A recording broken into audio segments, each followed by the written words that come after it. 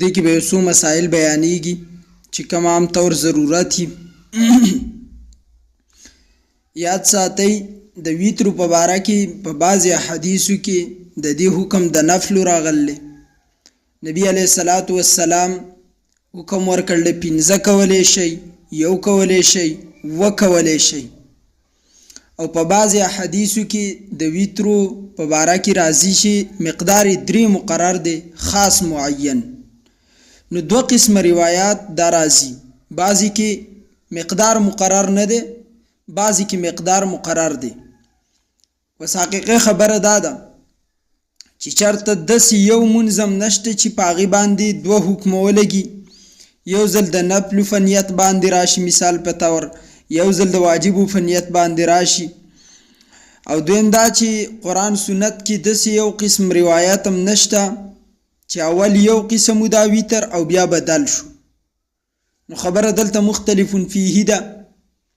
لہذا دلته په داسې مسله چې کله راشي نو په دې کې بیا ضرورت د اجتهاد پیښیږي. نو د حدیث معاذ مطابق چې مجتهد اجتهاد ته به وکتی شي. من د امام العظم ابو حنیفه رحمه الله اجتهاد ته وکتل او د صحابه کرامو اجتهاد ته وکتل. نو د اجتهاد مطابق هغه فرمایي چې ویتر واجب دي او په دې باندې دلایل شته. داسې نه ده چې بې دلیله خبره ده، دلایل په دې مسله باندې بالکل مضبوط موجود دي. البته موږ خپل تحقیق نه کوو، صحیح، او موږ د مجتهد اجتهاد ته ګورو. نو زموږ مجتهد امام اعظم ابو حنیفه رحمه الله د هغه د اجتهاد مطابق ویتر واجب دي. دلته ته یو ضمني مسله وکم، دا فساد چې جوړ دی دا اصل وجه دی کې څه ده؟ د دې زمانې مولا موږ د صحابو د شاګرد سه یو شان کړل دی.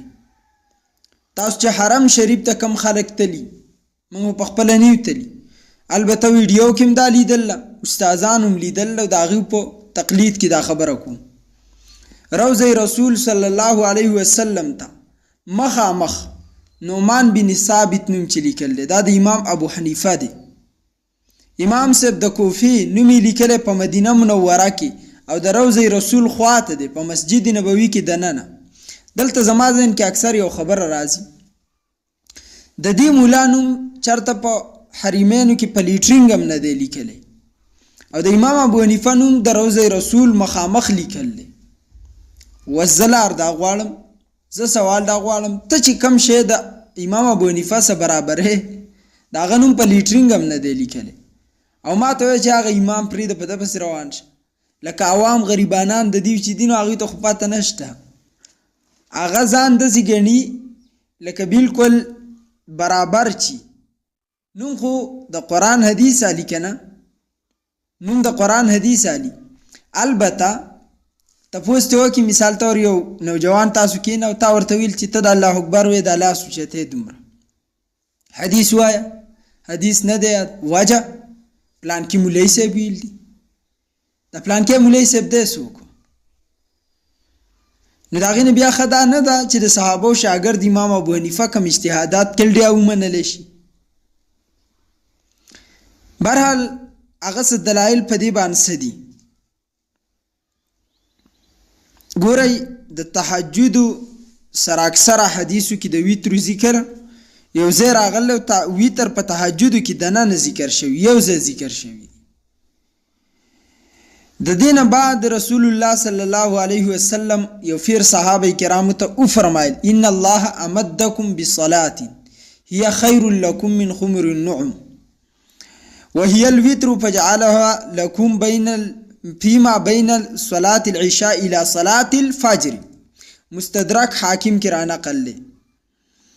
نبی علیہ السلام صحابه ته الله تاسو ته یو نوی منځ درکو، یو نوی منځ الله مقرر کو چې دا ستاسو دپاره بهتر دی. دا سرو خوانونه، سرو خوان دا په عربو کې ډېر مشهور و. اوس دې حدیث کې د الله پیغمبر څه وایي؟ ستاسو دپاره الله یو نوی، دې نه مخکې ویتر و خو د تهجدو سو نو حکم یې د نفلو اوس د الله پیغمبر وایي مقرر کړل الله جل جلاله یو نوی مونځ یې درته درکو. نو ثابته دا شوه چې مخکې د دې حکم جدا و اوس جدا دی. لکه مثال په طور باندې زه تاسو ته وایم په دې سکول کې یو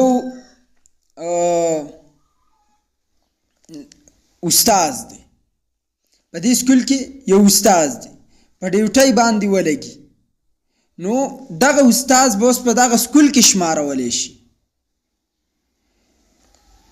دا استاد به اوس په دغه سکول کې شمارولی شي، یا په یو افس کې یو کس په نوکرۍ شي نو اوس به دا د دغه افس حسابولی شي. دغه شان د الله پیغمبر وایي چې الله تاسو له یو نوی مونځ مقرر کو درې کو، نو دا به اوس په دغه حکم کې حسابولی شي، د ویترو په حکم کې، جدا د نفلو په حکم کې به نشي حسابولی. بل دا حدیث مشهور دی او د ویترو وجوب د دین ثابت دی، ځکه نبی وایي امدکم بصلاتین، الله یو زیاتی مونځ تاسو ته درکو. وسم ویتر وو خو د نفلو سبا کېده او د نفلو په حکم کې، اوس د الله پیغمبر وایي یو نوی مونځ تاسو ته درکړی شو، نو نوی مونځ ته ووایه چې د الله پیغمبر وایي یو ذاتي مونځ درکړی شو، دا یو زیاتي شو که نه. او دا حدیث مشهور د دې وجې نه دې نه ثابت دی چې ویتر واجب دی. دویم راځي الوتر حق واجب علی کل مسلم، په دې کې صفا الفاظ دي، ویتر دا لازم دی په هر مسلمان باندې. او بریده رضی الله تعالی عنہ فرمایي ما د رسول الله نه واورید الوتر حق فمن لم یوتر فلیس منا، الوتر حق فمن لم یوتر فلیس منا، الوتر حق فمن لم یوتر فلیس منا. درې کراته و فرمایل چې ویتر لازم دی په تاسو باندې واجب دی. څلورم دلیل راځي بادر الصبح بالوتر، د سار نه مخکې جلتی کوئ چې تاسو ویتر وکړئ، یعنې که به تاسو سهار کیږي نو ولی وای ویترو کې جلتی ولی وای جلتی کوي؟ دلته امر دی او امر د وجوب د فاره دی چې واجب دی ویتر د سهار نه مخکې. او پنځم دلیل دی اوتروا قبل ان تصبحوا، ویتر وکئ مخکې د سبا نه، یعنی د ویترو ټیم د سهار د صبح صادقه پورې دی، دینه مخکې تاسو ویتر وکئ. البته کم سړی نه چې پاتې شو من نام عن ویتره او نسیه فلیصلیه اذا اصبح او ذکره، کم سړی چې ویده شو ویتر تی پاتې شو یا ترې هیر شو نو هغه ټیم به کوي چې کله رافاسي. مثال طور د سهار اذان شوی دی، د سهار اذان شوی دی او یو سړی نه ویتر پاتې دی او دی رایق شو نه دی کړي، اوس به دقه ټیم کوي، سهار اذان اگر چې شوی دی خو ویتر په ده واجب دی به کوي. او یا د انسان نه یېره وشوه چې د شپې ونه کړو او سبا ورته 8 بجې ور یاد شو 8 بجې به ویتر کوي خو پرېږدي به نه. نو په دې کې مسله دا ده تاسو ذهن کې به راغلي بعضې خلک ډېر زیات دروغ وایي، یو ځای ولي بل ځای پرېږدي. دلته ماته یو مسله رایاده شوه، سهار چې کله مقتدي صاحب مونځ له راغی او د سهار سنت یې نه دي کړي، د سهار سنت ډېر افضله درجه لري، رسول الله علیه السلام به نه پرېښودو. اگر چې کم سړی د سهار راپاسي او دا سنت کې دا د ډېر اختصار لنډ دی وکړي. تحفة العلمي شرح سنن ترمذي علامه سید احمد فالنفوري دا ډېر غټ محدث دی رحمت الله تعالی علیه، ډېر عظیم محدث دی. دارالعلوم دیوبند کې به ترمذي د فړاواله هغه ترمذي شریف بیا د په شرح کې رابند شوی دی، دا تحفة العلمي نامې ده. په دې کې حضرت ډېر ښایسته علت د مسلې د وضاحت، بلکې زه به تاسو ته ووایم زمونږ ډېر مولیان درس ترمذي کوي که نه، په دې سوشل میډیا راځي ما اورېدل نوم ورته خپل ورکوي، نور غلا اکثر د حضرت نه کوي، نوم خپل ورکوي. د ده د دې شرح دومره فصاحت وضاحت دی چې ما په حدیث کتابونو کې داسې وضاحتي شرح نه ده لیدلې. صرف دا ویلی شم چې متکلم اسلام مولانا محمد الیاس ګومن صاحب دروس القرآن چې کوم تفسیر دی دا ډېر واضح دی، د دې ډېره مزه ده. او د تجلیات صفدر محمد امین صفدر وکاړوي رحمت الله علیه د دې ډېره مزه ده. او د مولانا سرفراز خان صفدر نور الله مرقدو د هغوی د کتابونو ډېره مزه ده. او د موجوده وخت کې چې د دې وفات شوی دی علامه سعید احمد فالنفوري رحمت الله علیه، د ده د کتاب ډېره مزه دا شرح چې د ده کومه لیکلی شوې ده دا ډېره بهترینه ده. په دې کې د مسلې ډېر ښایسته علت بیانوي. بهرحال د یو حدیث لاندې ذکر کوي، کوم حدیث مبارک کې چې راځي والاذان فی اذنه ویصلی رکعتین والاذان فی اذنه. عائشہ وایي نبی علیه السلام به د سحر 2 رکعات سنت کول او اذان فی اذنه، یعنی په دومره وخت کې چې اذان به شروع شو فوري به پاسې شروع به کړه اذان د ختمېدونو مخکې به د 2 رکعات سنت کړي. د بلال اذان خو به لږ اوږده مو، نو دومره په جلتۍ سه به کول، کم از کم زیات نه زیات ټیم په دې 2.5 منټه به راغلی. ډېر اختصارا عایشه وایي چې کول به، نو که دا مختصره مو شي چې کله انسان سحر پاسي نو دا چې مختصر وشي هم سنت ده مختصرا. دغه شان دویم مسله ته حضرت ډېره ښایسته راوباسي. یو کس تلاوت کوي او اذان شروع شو، تلاوت به دی اذان ته ودرئ که نه، نو وایي چې نبي علیه السلام به د سحر سنت کول او اذان به کېدو. نو که چېرته یو دیني کار ته بل دیني کار ودرول پکارو نو رسول الله به بیا سنت وروسته کولی د اذان نه. کله چې نبی علیه السلام د اذان شروع دی او په سنت ودرېږي کوي، دې نه معلومیږي دا چې یو دیني کار به بل ته نشي پرېښودی، البته درجو ته به کتی شي. اوس تلاوت دی ځان له اوچته درجه ده، اذان ځان له اوچته درجه ده. کله چې اذان کېږي او انسان تلاوت کوي نه دی ودرئ تلاوت، دغه حدیث نه ثابته ده. بعضې خلک دلته وایي ما دا مسله ذکر کوله، وایي چې دی وایي احناف چې کله تاسو د سحر مسجد ته رالی امام صاحب په مونځ باندې ودرېد، تاسو سنت نه دي کړي، نو اول دا خپل سنت وکئ. وجه درته زه ذکر کوم وروسته، خو دا مسله تاول وکم. نو دلته امام قرات کوي او هلته شاته سړی ولاړ دی سنت کوي.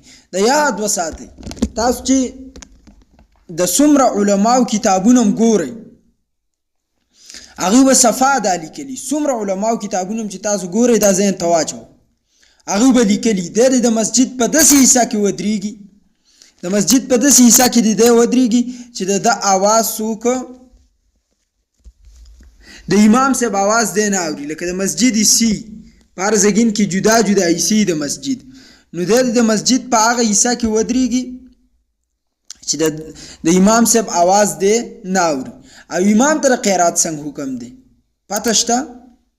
ذخیرة الجنان فی فهم القرآن کې شیخ سرفراز خان صفدر نور الله مرقدو لیکل دي امام به په دومره اواز تلاوت کوي چې څومره مقتدیان بس دی به واوري، تجاوز به نه کوي. او که یو سړی په تیز باندې تلاوت کوي دا سړی مکروه تحریمی کار کوي، که دا امام په منځ کې کوي او که په عام اوقاتو کې کوي. سمجھ ته مسله راغله؟ لہذا دا مسائل چې دي دا دوکې مه ورکوئ خلکو ته. زموږ علماو صفا لیکل دي چې د مسجد په هغه حصه کې ودرېږي په کومه حصه کې چې د امام قرات نه اوري، او امام ته دا حکم دی چې ته دومره قرات کوه چې صرف تا پسې خاص مقتدیان اوري، تجاوز به د حد نه کړي. باقي د سار منځنه فوري بعد د 4 واړه امامانو په نیز باندې سنت کول جایز نه دي، دا ټیم مکروه دی. د 4 واړه امامانو اتفاق دی. ها په قضا کې بیا د امام صاحب قول دا دی چې د سنت او قضا نشته، خو فتوا په دې قول نه ده. دویم قول چې د امام صاحب کوم د شاګردانو هم دی او د امام صاحب هم دی چې دا مکروه ټیم کله ختم شي بیا به د قضا راوړي، بیا به قضا راوړي. او 3 امامان هم دقه وایي، مالک، شافعي، احمد بن حنبل رحمهم الله تعالی. نو دا وایي چې ټول امت متفق دی. او تر مونځ نه بعد پوري په مسجد کې باسي الله اکبر او په سنت باندې ودرېږي، نو لږ خو ځان پوهوه په دې باندې. حدیث کې صفا راځي لا صلاة بعد الصبح حتی تطلع الشمس، د سهار مونځ نه بعد مونځونه نشته تر دې چې نور راوخیږي. ولا صلاة بعد العصر حتی تغرب الشمس، بخاري شریف کې دی. بخاري دې نه دی لیدلی په سترګو، نه د مازدیګر مانځه نه بعد مونځونه شته تر دې چې نور پرېوځي ختم شي قصه. نو په کوم روایت چې ما ولوسته کوم سړي نه چې ویتر فاتې شو یا تیره وشوه څه ټیم چې ورته رایاد شو هغه ټیم به کوي. ټیک نو دا وجوب دی واجب دی. وس وجوب القضاء علما وایي چې فرع د وجوب الادا نه ده، یعنی د یو شیز قضا راوړل د دې نه مسله دا راوځي چې دا شی واجب دی، دا شیز واجب دی. کنی مثال په طور باندې ماخوستن مازیګر نه مخکې 4 رکعاته سنت دي مؤکده نه دي. مثال در کوم دا یو سړي ونه کړو اړو قضا به نشته، یا بل ټیم سنت یې ونه کړو قضا په د باندې نشته. بل حدیث مبارک کې راځي من خاف الله يقوم من آخر الليل فليوتر اوله، چاته چې دا یری چې دی به د شپې په اخیره حصہ کې پانسی، یو ویتر په اوله حصہ کې کول دي، یو په اخیره حصہ کې کول دي. اوله حصہ کې بعضی صحابه اوله حصہ کې کړل دي، هغه وی وجب کې دان نه دادا چې موږ سار پانسو او سینې چې پاتې نشانی دومره اهتمام وکا، او بعضی په اخیره کې کول. اخیره کې چې کم سړی پاسې دی شي اخیره کې دی کې هیڅ اختلاف خبره نشته، خو چې یقین یې چې زه پاسې دی شم اخیره کې نشي پاسې دی اوله د شپې په اوله حصہ کې دی کوي. لکه د ابو هريره رضی الله تعالی عنہ چې کوم روایت دی پاغي کې راځي چې نبی علیه الصلاۃ والسلام ماته د خوب نه مخکې ویل چې ته ویتر کوه. وجه ابو هريره د حدیث طالب العلم او طالب العلم د خپل کتاب او د حدیث مطالعه د شپې د ډیری حصے پوری کوي، نو سحر اکثر یری چې د پانسی پاتې بشي دی وجنه ابو هريره ته دا ویل چې ته اوله کې کوه. باقی کم سړی زما او صاحب شان روزګار خیری او صرف موبایل ته پراته نه، موبایل ته پراته نه، نن الک سنت نه کوي. ها مادام سلامه کې حدیث کې ذکر کوله پکې رااله، نن الک سنت نه کوي. ستاسو خیال لې چې کوم الک د سار د منځ نه مخکې سنت ونه کړه هغه په مسجد کې ناسي او یا په کور کې انتظار کوي چې ورته دا مکروه ټیم ختم شي زب سنت وکم. هاي هاي هاي هاي د ساره نه کوي، د جمعې سنت نه کوي، د لګانو هغه صرف یو سنت نر ناستی نکاح سنت ده، صرف دی یو ته نر ناستی نکاح سنت ده. هاي داسې سنت ته بیا نه راناسي، باقي سنت زمونږ هلکان نه پیژني. زه پلارانو ته اکثر وایم چې کوم سړي بچی د جمعې په ورځ سنت نشي کولی که نه 6 رکعاته رستنی سنت دا یو نوجوان هم نه کوي، هر زګین کې دا رامیتوب شروع شوی، هغه غټه پټه ښځه څه وساتي، دا واړه سنت دي دا نشي کولی، مه یې وله کوئ. دی وجې نه زموږ مسجد کې ټول سنت کوي، بعضې پکې نه کوي، هغوی له ودونه کړلي غلطي تې شوې ده. باقي چې کوم بې واده دي ټول سنت کوي چې پلار هم ویني چې بچی دا سنت کوي نو نکاح سنت هم ساتلی شي. دا طریقه ده د دې. او زموږ دی کې یو ډېر رانو اوس پېښور کې دی که سزګین کې به یي یونیورسټۍ کې دی، هغه به ما پسې یو پیر دلته کمرې ته راغی، ما ته وایي چې مولوي صاحب تی خو کښېنو تا ولې ښځه نه ده کړې، په موږ باندې وایي اوس یې هسې زار زقم کښېنو هر څه زقوم دی وایي راته جوړ کړي ظاهر کیسه ورانه کړله. بیا زموږ دلته تراویح کې ختم وشو نو یو کس به کې ویل پلان کې زګین کې سبا د تفسیر ختم دی دوا به کېږي را به شي. ما ته یې ویل مولوي صاحب ته م ورته ووایي چې راشي، نو ما ورته ویل مالدي وایي چې د نکاح دپاره پکې دوا کېږي، موږ پکې کوو ځوانانو دپاره پکې موږ دوا کوو چې الله د چا کور آباد نه دی ورلی آباد کړي. نو هلکان ویل که دغه دوا پکې کوي دا کومه چې پکې دلته وشو، نو موږ به ټول لاړ شو. دلته یو کس ډېر عجیبه خبره ورته وکړه، وایي دوی 20 رکعاته تراویح ته نشي ودرېده، بوډاګان نیغ ولاړ دوی ملاګانې نیولي، نو چې دوی ښځه وکړي نو دوی به د دې ملا نه څه شی جوړ کړی، خو بیا به بلکل ټیټ رواني که او دا ټیک خبره هم ده چې یو سړی د لنډو تراویح ته نشي ودرېدی، یو مخ تلاوت من کوو په 27 ورځو کې زمونږ ختم نو یو مخ تلاوت کوو په 15 چاپ قرآن باندې، او دې ته دې ظالمانو شاته ناست او یې بوډاګان ولاړ او دوی داسې چل کړی. نو بیا ورته ما وی ما ګوره نکاح جدا شه دا جدا ده خیر د دوا بوله پکې وکي د دوا سره بوله پکې دا وکي چې الله د املاګانی اول منست مضبوطی کا که منست مضبوطیږي نو بیا ورخه خيسته خزي ورکا دای طریقه ده کنه زمونږ الکان عجیبه شي شاته بولاړي دویم سب ته بزور کوي او دا املاګانی بینیولي ټیټی کړي به او مشران سلو بکي اسیرب غوسه کوي تبه په مونږ کې مخې ته امام ته سوچ نه چې امام سب تلاوت کوي شاته الکانو ته سوچي بهرحال الله دې موږ صحیح په دین بوزي ما دا ویل چې کله سنت پاتې شو کنو دی الکانو باندې بیا یقین مکو دا ټول هغه دي چې او یا نبی علیہ السلام فرمایي ومن طمع ان يقوم اخر الليل اخره فليوتر اخر الليل کم سړی چې ګمان دای تمه دای چې زبر د شپې په اخیره کې پاسم تهجد ته نو بیا دی په اخیره د شپه کې کوي فان صلاه اخر الليل مشهوده وذلك افضل د شپې په اخیره کې د افضل د الله نبی فرمای هي دا وتر واجبواله پدې کې امام ابو حنیفه یوسف بن خالد امام ضحاک امام مجاهد سعید بن المسیب ابو عبیده عبد الله بن مسعود رضی الله تعالی علیه دا چې دی او نورم ډیر صحابه دي وایي چې وتر واجب دي وتر واجب دي د وخت علمي نقطه پریدو کوم چې علما ته وایي وتر سو رکعات دي نو یاد ساتي درې امامان وایي ائمه الثلاثه وتر سنت مؤکده دي حضرت امام مالک امام احمد امام شافعی رحمهم الله تعالی دی وایي چې وتر واجب نه دي سنت دي سنت مؤکده دي اشد تاکیدا دي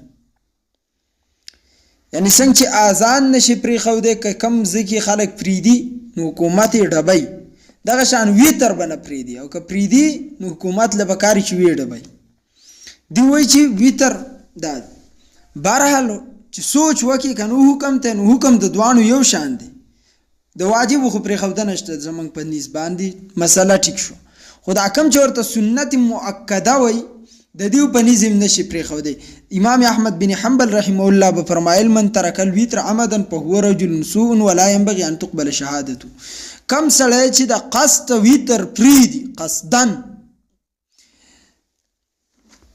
دا ډیر بد سړی دی او دویم کار پکې دا دی چې د شهادت بنشي قبلولې څومره سخت حکم لګی فتوا په امام شافعی رحمت الله علیه فرمایل زید چاته ولا ارخص لمسلم چې یو سړی مسلمان دی د مسلمانۍ دعوه کوي د دې جملې نه دراوځي او د ماته وی چې رخصت راکا چې زه وتر ونه کم زبورته د یو په پری خودوم اجازت ورنکم اگر کسه دې ته واجب نه مخ یو چاتم زدا اجازت نه ور کوم چې وتر پریدي چې اذان ته مسلمان وي نه د امامانو حکمونه نو امام مالک امام شافعی امام احمد رحمهم الله دا دریوانه د وتر دو قضا قائل دي چې قضا به راولي کنه پاتې شو دغه شانتي تمام ائمه قائل د دې دي ټول په اتفاق دي چې وتر 3 رکعات دي وزلته اعتراض رسول الله وي پرز مونږ د سورلینا راکوس شوه او وتر په سورلی کړي نو ثابت دا شو چې فرض مونږ د سورلینا راکوزیده په کار دي او چې فرض مونږ د علاوه مونږ نه هغه ته په سورلی کولای شي وتر ته نه راکوس شوه نو وتر واجب نه دي نو دا چې کوم واقعیا ده شرح معانی الاثار کې دا د وتر د واجب والی نه مخکې واقعیا ده حضرت عبد الله بن عمر رضی الله تعالی عنہ د رسول الله علیه الصلاۃ والسلام د وفات نه بعد هغه په ابن عمر نفل به پسورلی کول او چې وتر بشون وتر ته براکو شو د سورلینا او بیا فرمایل ان رسول الله کان يفعل ذلك پیغمبر بم دسی کول یعنی یو صحابي خو مخکې عمل را نقل کړل خو عبد الله بن عمر بیا روسته عمل را نقل کړل چې وتر واجب شوی دی رسول الله ورته راکوس شوی دی